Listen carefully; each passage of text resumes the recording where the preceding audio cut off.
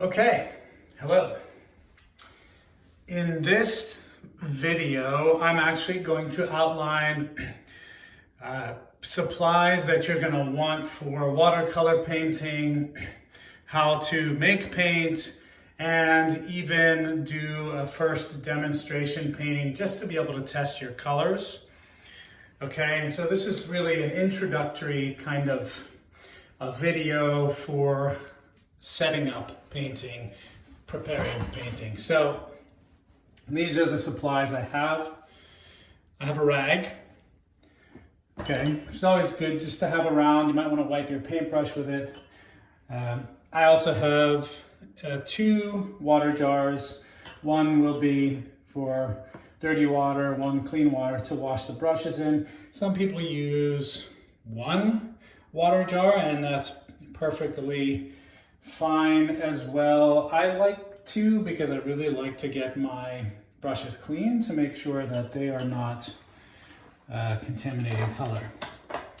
Then of course we also have brushes, and this one is the bigger one is 3/4 inch. That's as big as I would go, especially for the upper grades.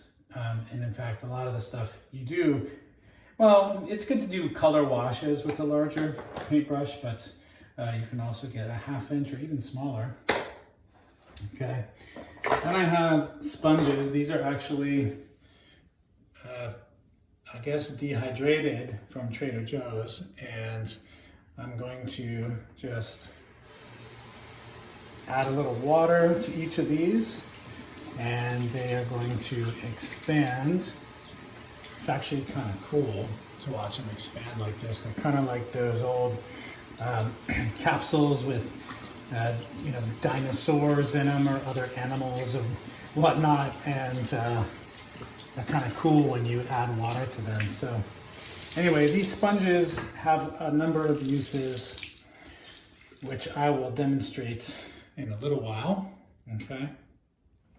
Primarily, I use them to sponge off wet paper if I'm doing a wet-on-wet painting.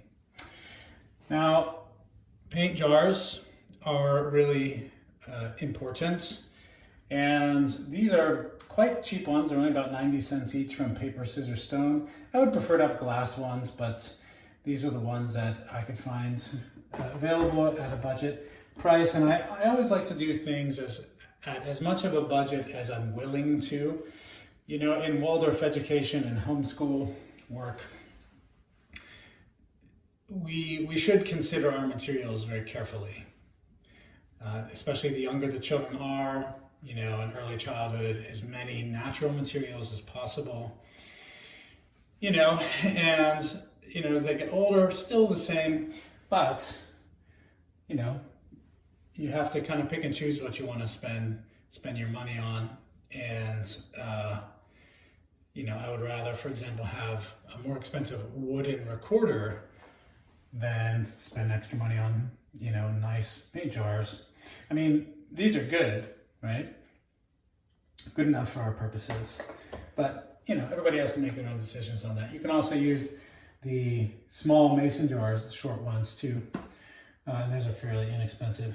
And then, of course, you're going to need paints.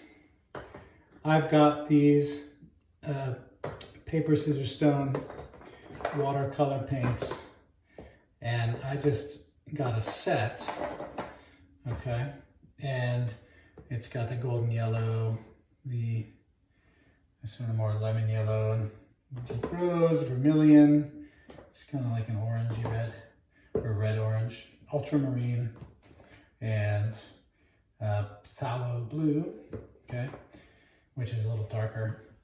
Ultramarine is kind of a medium blue. And we're going to go ahead and mix paint here soon. Now, this is the other thing I've got, okay? And you can see this is called gummed tape. This is old-fashioned packing tape, okay? This is another one of the uses for the sponges. You might be wondering, why do we have gum tape? Well, of course in Waldorf education it's common and popular to do wet-on-wet painting. But that was not actually how they did it. Mostly in the first Waldorf school, it's maybe a kind of a therapeutic technique, and most Waldorf teachers I know do exclusively that now in their classrooms, but the indications were never for every painting to be wet on wet. And so a lot of people also do wet on dry, and that's partly how I was trained. But the thing about wet on dry is that your paper gets really wrinkly and crinkly unless you stretch it beforehand, okay? And at the end of this video, I'm gonna give you an example of how to use gummed tape to stretch your painting paper. Now, of course, you also then need something to put your paper on, paintboard. I believe this is a particle board. And we're going to see how this goes with stretching using the gum tape. Different materials respond differently to it. Plastic paintboards, it utterly doesn't work. Wooden paintboards, if they're highly lacquered, I find that it doesn't work. It's good if they have a little bit of texture to them.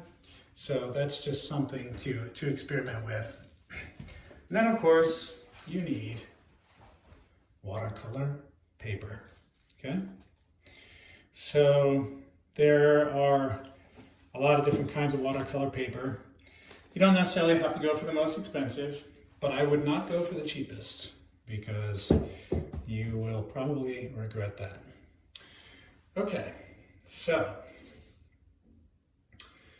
I'm going to now show you how I would mix paint in terms of ratios and everything.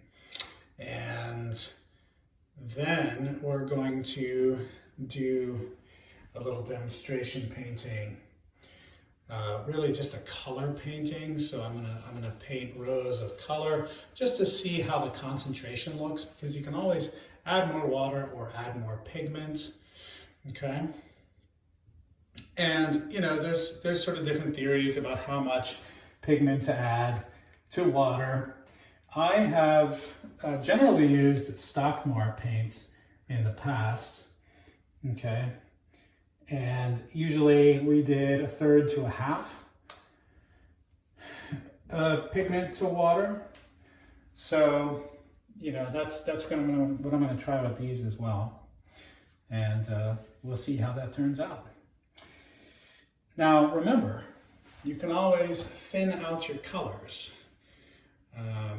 On the actual painting canvas itself, I should say painting paper itself, by adding water and spreading pigment around.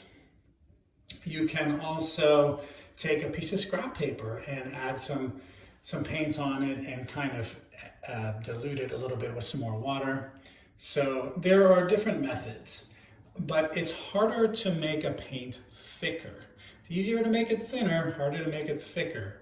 So that's just something to consider when mixing paints. And then the other thing I want to say is we're not going to fill up this whole thing with pigment and water, okay? You know, I might do maybe just half or a little bit more than half just to start out, because you can always make more paint later. And,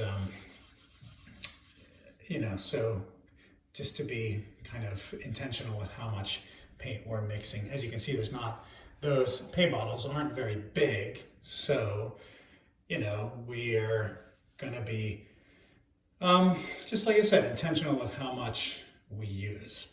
So let's go ahead and get started. Okay, so I'm going to begin with actually soaking a piece of painting paper and affixing it to my paint board, because as I said, it's going to kind of be my test paper for how my colors are looking. So if you've never done this, basically what you do is you fill up a tub with some water, okay? Not much, you don't need much in there. And make sure obviously that it's bigger than the painting paper, so you can just soak the painting paper right on in there. And again, this is what you would do for wet on wet watercolor, okay? So I just put the paper in there. Okay, make sure it gets submerged, and let it soak up some of that water. Now, because I'm not a huge fan of wet on wet, or I should say I'm not a huge fan of wet on super incredibly densely soaked wet, a lot of times what I would do in my classroom is I would just briefly soak the paper and then affix it to the paint board. Okay, and so I'm going to show you how I do that. I'll just move a few things around here.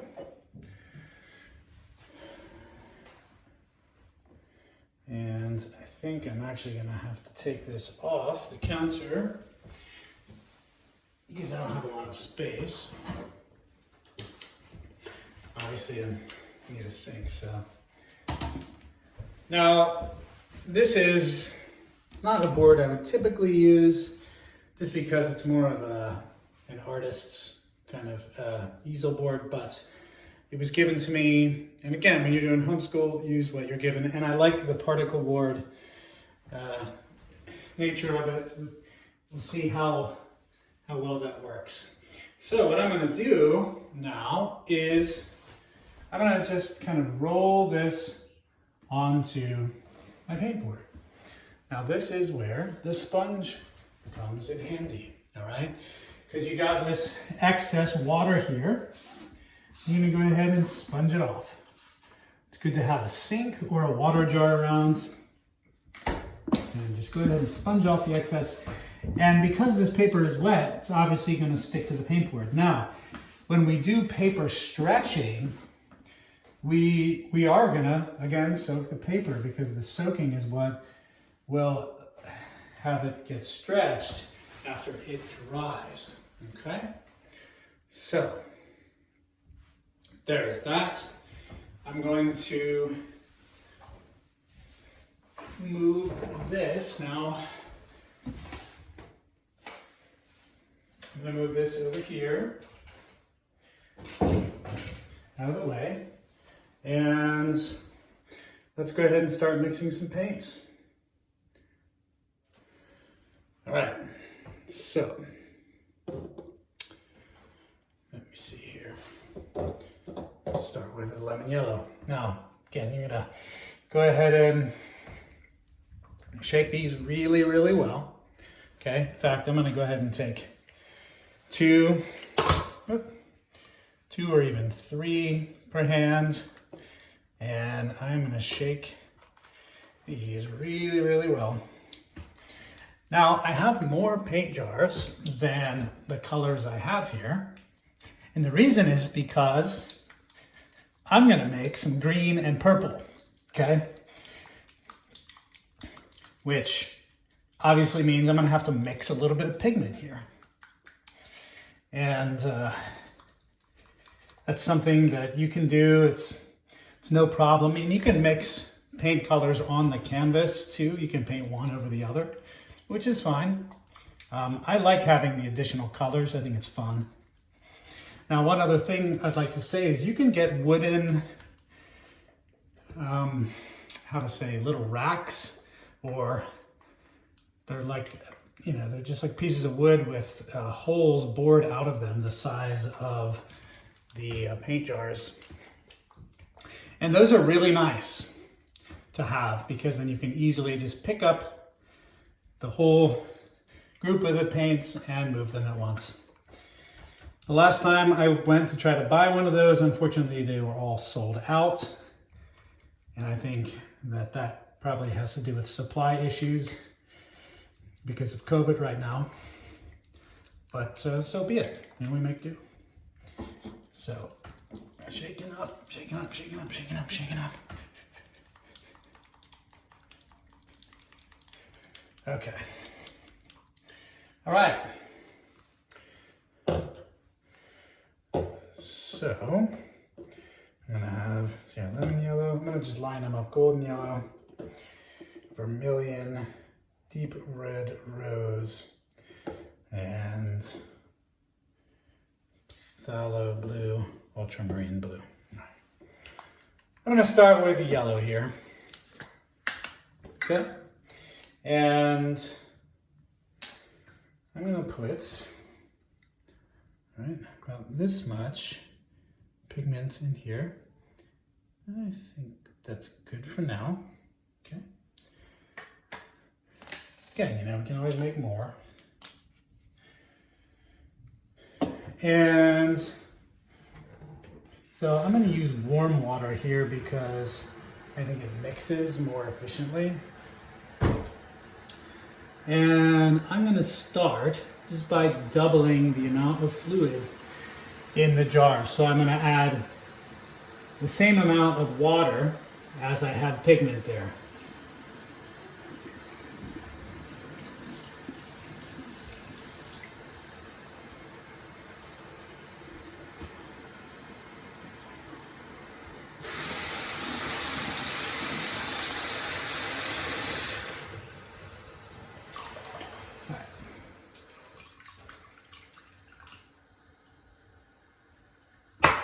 All right, that gives us plenty of paint. Now, of course, I gotta shake it up.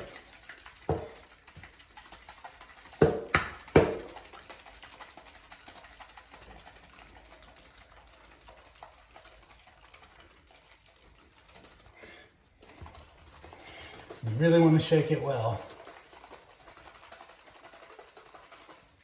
And let's see.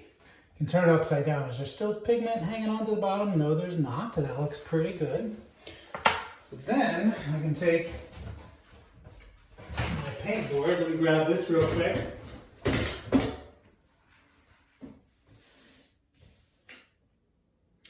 All right, so I'm going to go ahead and get a water jar.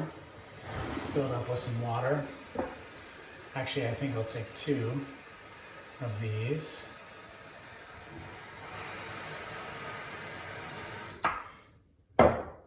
And another. And I definitely want to get my brush wet before I begin to paint, okay? So I'll just dip it right in the paint, get it nice and wet, okay? And then, by the way, I'm not always going to paint by my sink. It's just for this demonstration of mixing the paints and such. All right. So then I can go ahead and take some of the pigment, dip the brush in about halfway, and see how it goes. That looks all right.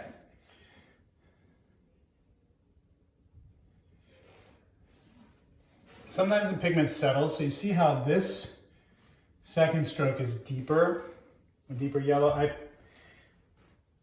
I drag the brush a little deeper in the jar there, and that's how I got some of the pigment that was at the bottom. That means that this paint could still use a little mixing, but I'm going to go ahead and dip my brush because I'm satisfied with that color. That's a pretty nice color. And I'm going to dip my brush here, just wash it out a number of times. Okay, and then I'll go to my clean water and do the same just to make sure it's clear. Yep, seems pretty clear. And then this is what I often use the rag for. You can just wipe the brush like that and set it aside so I'm ready to use it again. Okay, so I'm done with the yellow. I'm satisfied with that. Like I said, I might shake it a little more. And you probably have to shake these each time you use them as well. So don't worry about that. I mean, if it starts to separate over time, don't worry.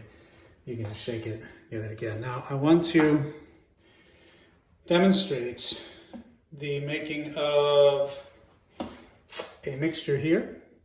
So I think I'm going to take my lemon yellow and my phthalo blue here, and I'm going to set my paint board aside for a moment. And I'm going to take, again, some of the yellow. Depending on whether you want your green a little lighter or a little darker, that depends on how much yellow versus blue pigment you're going to use. I've done about this much yellow, actually. So I guess I'm going to have maybe a little bit of a lighter green, but let's go ahead and add a little bit of this blue in here. I think that's good. You can always add more of the darker too. And again, I'm going to double the amount of water here. All right. And that should make us a nice green.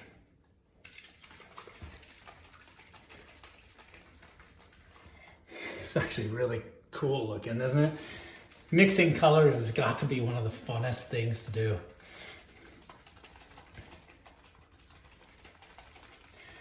I swear, one of my students' favorite parts of painting was when we would actually just dump all of their brush cleaning waters in the sink at the end. And they would all go, whoa. This is actually making kind of a turquoise, which is kind of an interesting color I didn't expect. But I kind of like that. Let's see how it goes on the painting paper. Any pigment left in there? Hanging on? No, that looks pretty good. All right, so.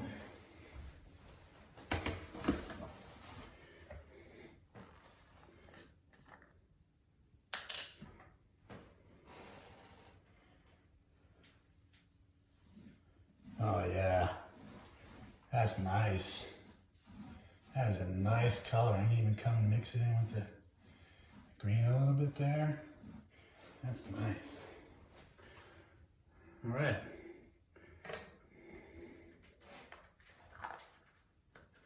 It's kind of a turquoisey blue there. I'm gonna go ahead and wash my brush and repeat with my other colors, making the solid colors and then making the mixed. I think I'll use, to make the purple, use the lighter blue and the rose red there. So I'm going to go ahead and pause the video and continue to do that and see what it all looks like when we're done. All right, so I've got a bunch of colors made. Now I've got the green, got this, the yellow, the turquoisey green. I've got golden yellow, okay. I've got the dark phthalo blue. You can see how dark that is, actually. And I've got this little bit lighter ultramarine blue. Now I've also got this deep rose red. And you can see how kind of deep of a red that is. And I want to mix these two to make purple. So I am going to do that now. And I'm thinking that because the red is so deep, that I might actually use a tad more of the blue, but I'm going to go ahead and add some red in here. I don't want it to be like a really dark purple. I think that's about all the red I'm going to add. And then I'm going to add this ultramarine blue, maybe a tad more than the red. And let's see how that shakes out. So, get my water here. All right. Either way, you can always lighten and darken, thicken, or thin your colors by adding more of one pigment or more of the other. More water, less water. Oh, I forgot to mention also that I have this beautiful vermilion orange there.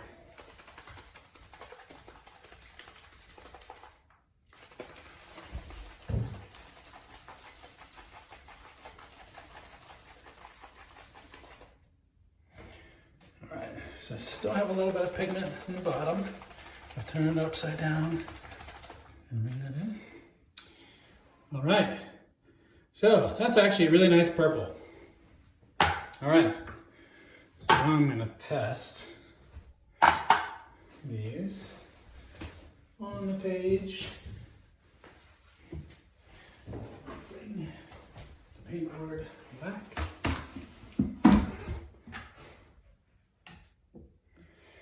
All right, let's go with the gold and yellow next.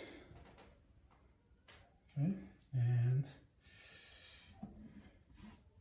that's pretty nice. Decent thickness there. Okay. And I could have probably reached down and grabbed some more of the pigment, make that bigger, but that is totally fine with me. I think I'm gonna go with the vermilion next. Let me just rinse my brush out here. And if your water starts to get really ruddy, by the way, you can always change it out, of course. Don't feel like you have to stick with the same brush water there.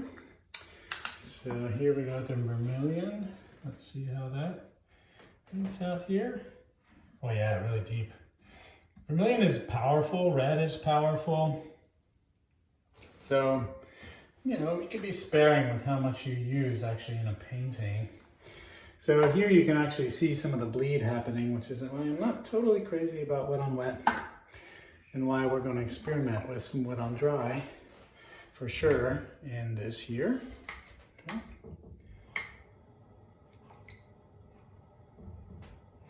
So I think next I will go to the red, the rose red.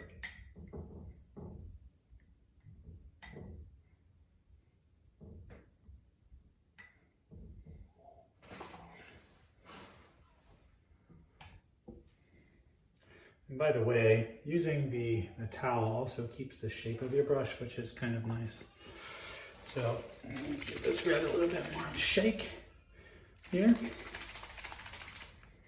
All right. And let's give that a go. Wow, this is a beautiful red color. I mean, a beautiful rose color. Look at that. Oh man, that is just, I just love that color. Very beautiful. So we're gonna put the red aside, and I spilled a little bit of paint as I did that. So wipe that up here real quick.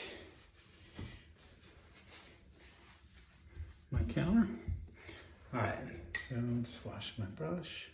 So I'm gonna go ahead and pause the video and do the rest of the colors and go with purple and then probably light blue and dark blue. We'll see what it looks like. All right, so something unexpected happened as I was doing the purple. I actually dripped some paint on the canvas. So I want to show you one of the uses of a sponge. Come in here and it's like an eraser. Kind of cool, isn't it? When it's still wet, you can do that. So, I'm going to go ahead and pause again now and finish the rest of the paints. All right, so there we have it. We've got our color palette there. Lemon yellow, green, golden yellow, vermilion or orange, rose red, purple, ultramarine blue, and that nice phthalo blue. It's this beautiful cobalt blue. I really love it. Okay. So the next part of this video, I'm going to show you how to stretch painting paper, okay? You know, one more thing I'd like to indicate actually before we get to the paper stretching demo is to have a place to put your paints. I talked about the wooden those pieces of wood, the blocks of wood with the holes cut out of them. Those are great. You can make those too. Great woodworking project. But I'm going to just use a box because that's what I have available. Again, just, you know, being economical. If you have a basket or something, that's also pretty cool. And there you go. And then we also have the water here. Whoa, isn't that cool? It's like really cool, sort of bluish. Whoa, that's awesome. Oh my gosh. I swear that was one of my students' very favorite parts of painting class, was just doing that. I'm actually just rinsing out the brush here, giving it one last rinse, one last wash. Okay.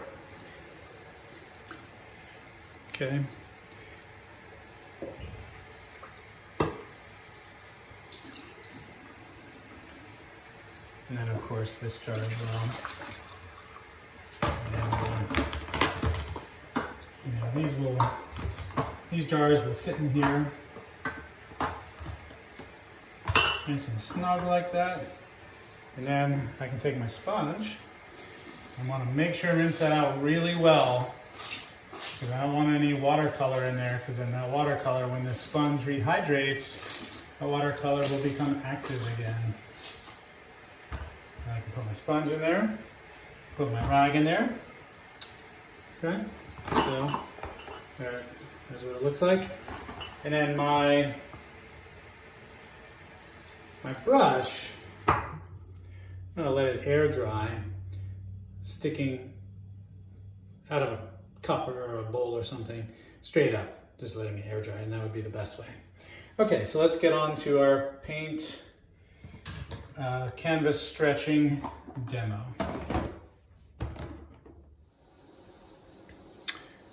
Okay, so I have taken the painting off of here that I did earlier, and I just want to make the point about cleaning the clay board before you go on to the next task with it.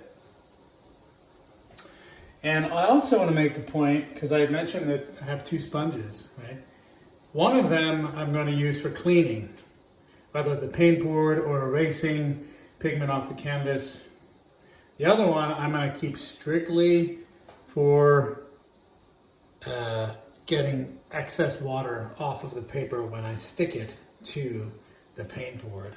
So that way it keeps them separate. So I'm going to go ahead and wet the cleaning one, and because you can probably see there's some pigment on here. So I'm going to go ahead and clean this off. Now, it's probably not going to get all the paint off of there, but it does make a nice, interesting color, doesn't it?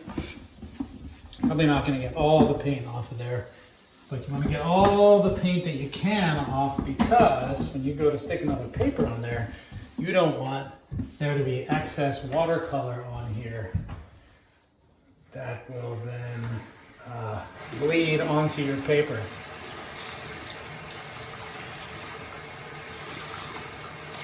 And you can go ahead and squeeze out your sponge. And then you can go over it again with the other side, just to make sure that there's nothing left. Like I said, some pigment's going to remain because it's gotten into the board. That's probably unavoidable unless you have a highly lacquered board, which I'm not a big fan of, as I said.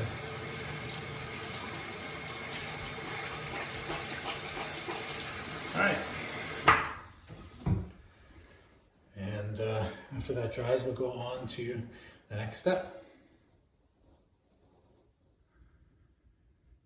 Okay, so for this last operation of stretching the painting paper, you're going to need this gum tape, obviously a piece of paper, and a moistened sponge.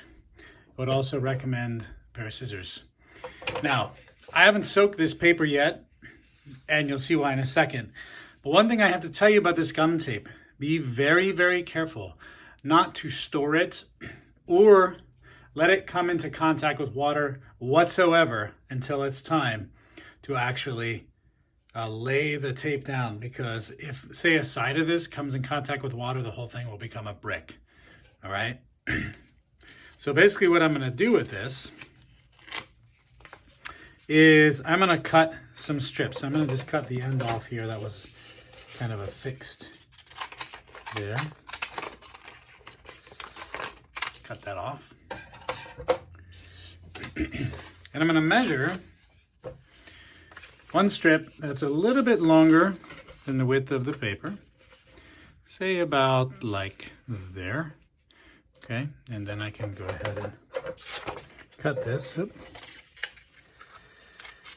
There. And then I'm going to make another cut that exact same length. Okay, so I have two for the length of the paper. Go ahead and cut that. All right. Set those aside. Don't let them anywhere near the moistened sponge. Okay. And then I'm going to do two going the other way. All right, so I'm going to go one here till about there. Okay.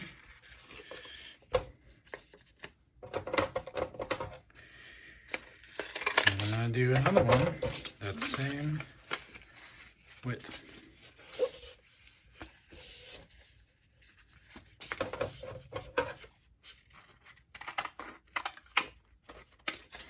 Okay, I'm going to set those aside. I'm going to put my tape away where it's nowhere near water.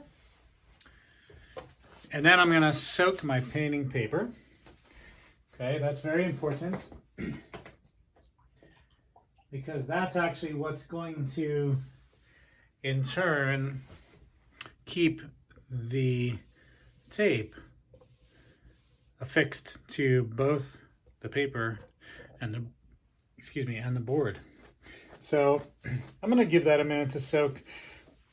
I'm going to let it soak really well actually for this process, because it that's going to help it stretch. So when it dries, it basically stretches flat. Okay, so I'm going to go ahead and wait a few minutes before attaching it. All right, so I can move my scissors off. I'm going to go ahead and pull the paper out now of the painting bin. I'm going to let it just drip all the excess water into the bin and very carefully rolling it down onto my paint board like so. I'll move it so it's more in view. Okay, I want to make sure it's nice and flat. And now, make sure your sponge is nice and moist, right? I'm going to just make sure that my painting paper is flat here. I'm not so much sponging off the water, maybe a little bit of the excess, but I'm just making sure it's flat, getting the air bubbles out. I don't want any air bubbles in there. And there we go. Now, this is how this magic works. So on the gum tape, you have this dull side and you have the shiny side, which is where the gum is. So what you're gonna do with your sponge, all right? One hand is gonna hold it down, the other one's gonna pull it through, and you're basically wetting and activating the gum on the tape that way, okay? And then what you do is you just affix it to the edge of the painting paper and the paint board, like that, okay? Make sure it's sticking on there. Sometimes if you don't get it wet enough, it will peel up. And we will see tomorrow if I have done mine well enough. In fact, I'm just wanting to make my sponge slightly wetter. Not too much wetter. Okay. I'm going to go ahead and pull that one through. And I'll do that here, this side.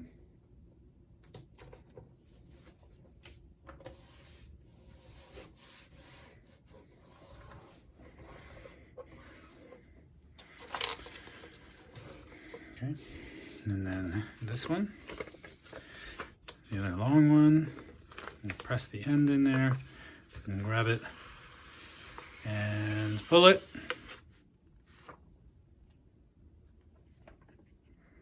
And we'll do this side here. You know what? I need to go a little bit more onto the paper. There we go.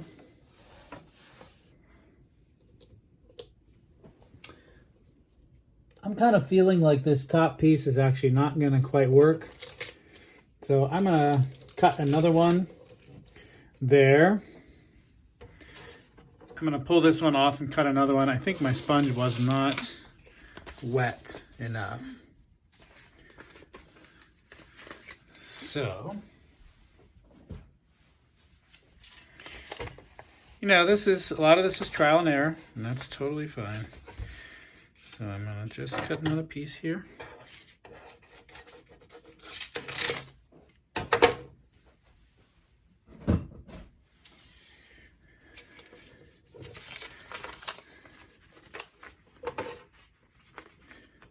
Press it down. Make sure that's getting nice and wet. Let's go ahead and re-affix this. Yes, you are claiming some of the real estate of your painting paper, but that's okay. In order for it to be stretched, this is well worth it. Okay. And finally, this one.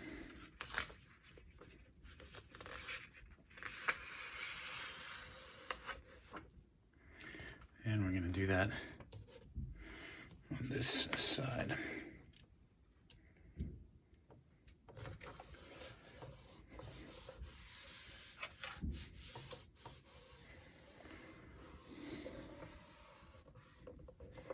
Okay.